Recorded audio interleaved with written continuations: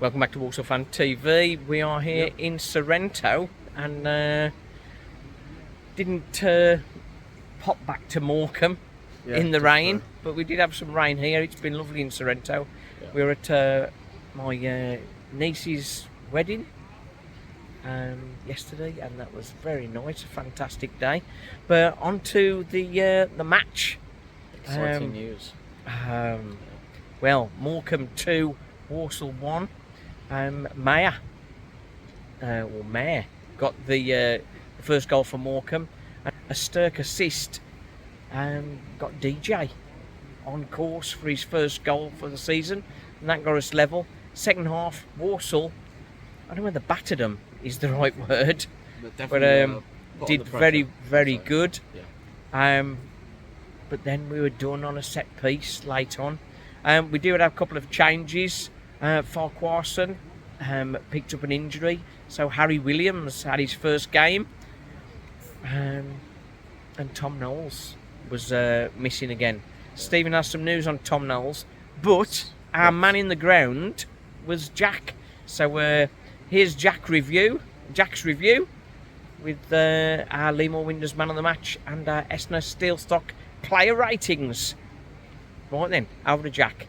So today I'll be doing the match report after Walsall narrowly lost 2-1 to Morecambe. It was a game that arguably should have been a draw. Both teams never really looked like getting a winning goal. They probably should have won it in the first half. We probably should have won it in the second half.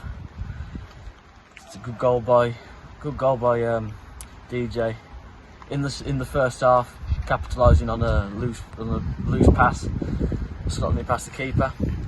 Second half, DJ in behind again, hit the posts. It's narrow margins in this game that sometimes you win, sometimes you lose. Probably on fair result, it probably should have been a draw.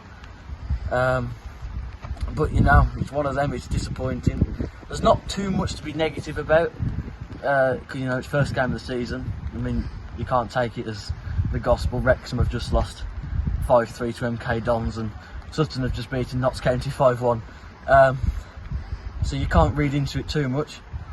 It is disappointing because you know they've got Jan Songer in the midfield who never really lit Walsall alight. It's just disappointing all in all. My Lee Moore Windows man of the match is, I'm going to give it to Johnson. He was the one who was running about. He scored the goal. He was trying his best with things, but evidently wasn't enough considering we were carrying some light weight in the midfield and at the back. It's quite disappointing when you've only really got one player up front who's pulling their weight. And so the S&S Steelstock performance ratings. Owen Evans in goal, I'll probably give him a 7. He made a good save just before they scored. The rebound went in, the header at the back post. Disappointing, but it was a good save just before the goal. His distribution was slow, but all in all, his passing was good. His saving was good. I give him an average 7. Riley filling in for Knowles at wing back, who's got an injury. Riley at wing back is, I've said it before, not a player that you want to have in your team. He's not a wing back. He's a midfielder. I will say it until I die. He's a midfielder. He's not a wing back. And even if some of his moments they were caused by poor passing from Hutchinson, then fair enough. But he's not a wing back. He doesn't know how to beat a man when he's on the wing. I think really you've got to look at it. You've probably got to give him at least a 3, if that's being generous, because he was poor today.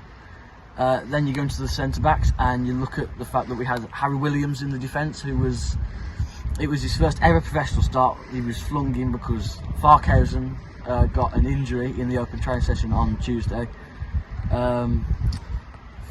First half he was a deer in headlights. He was dreadful, but he got better. I'd probably give him a 5. He was at fault for the last goal, but for his first start it wasn't bad. Donovan at the back 7. Thought Donovan was class. He was the leader. First half he was doing 2 roles at once. He was doing Williams' role and his own. I give him a 7. It was the centre back. It was Hussey. Yes, Hussey at the back. He was good. He hit too many long balls, but overall he was good. I'd probably give him a 5, average 5. Wing back Gordon, give him a 6. His crossing was all right. He looked good. He didn't take his man on as much as he did in pre-season, but it was still positive. I think he'll get better as the season goes on. It's his first season fit. Midfield's good. Sturk. He was a passenger at some points, but not the midfield we saw in pre-season where he was commanding the middle of the pitch. His passing was good. His tackling was good. He failed to win many headers, and the second balls he wasn't quite there. I'd probably give him an average 5 again. Hutchinson. He was poor. It was one of his games where he was poor. His passing was dreadful. Sometimes when he should have shot, he passed. Sometimes when he should have passed, he shot. I think he'd probably give him probably a 4, but below par for Hutchinson. McKenty in the midfield. He was first half a passenger, second half he was better. I don't know whether he picked up an injury at the end because he was stretching when the game ended. I'd probably give McKenty an average 5 again. One half good, one half bad. And moving into the forwards, you got Ote, obviously coming back after his loan spell a couple of years ago. Ote he probably should have scored in the first half. He had a header that he missed out on. I'd probably give him a 6 because he was running around, he was trying hard, and he was better than both substitutes that come on in the end. And onto the goal scorer Johnson, the man of the match. I'd give him an 8. He was the only one who capable of scoring a goal. He was the only one who he played some very good passes into Douglas James Taylor when he come on, which Douglas James Taylor, who's the next one, I'd give him a 2. He was shocking. He was shocking when he come on. He couldn't hold the ball up. His passing was dreadful. There were some times he missed a header that. Thanks, Jack. That was a good summary. We've got some young guns. Obviously, Harry Williams found it tough going for his introduction. Yeah. But he needs game time, doesn't he? And again, McKenty, new to that position, needs game time. And Sturk as well. It's a bit of a step up for him, so it'll come good.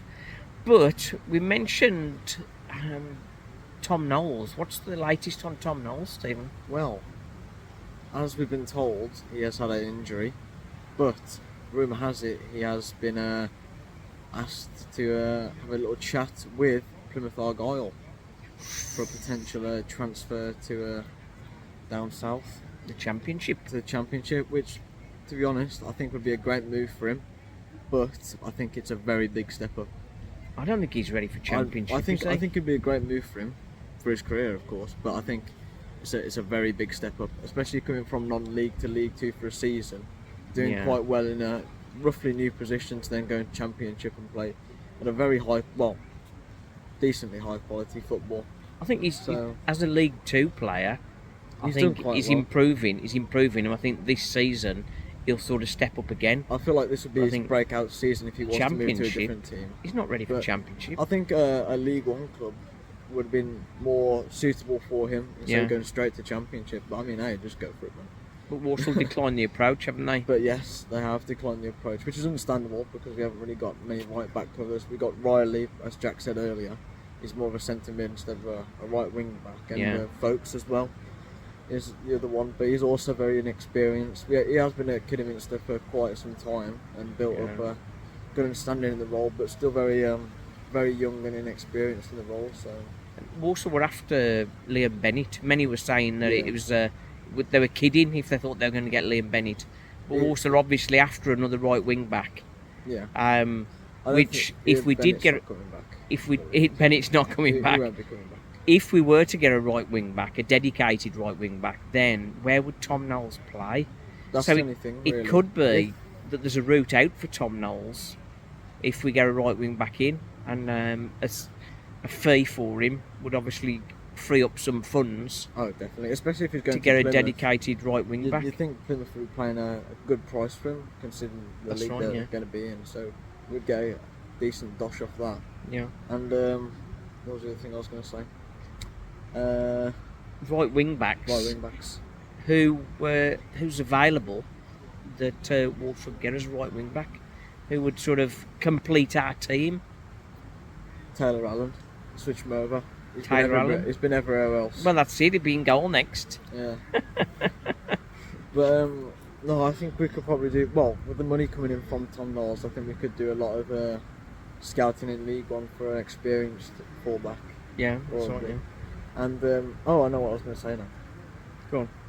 With Tom Knowles, I think if he was to go, it would be great for his career. But he has shown a lot of passion with the fans, especially over last season. Yeah, they love him, So, don't they? and the fans do love him, which would be a shame if he was to go. But I think for the fans' perspective, One of them. perspective, Yeah. I think we'd all want him to stay. But for his career path and his job role, I think it'd be wise for him to move up, Yeah. up and onwards. So Yeah, it's a difficult one, really.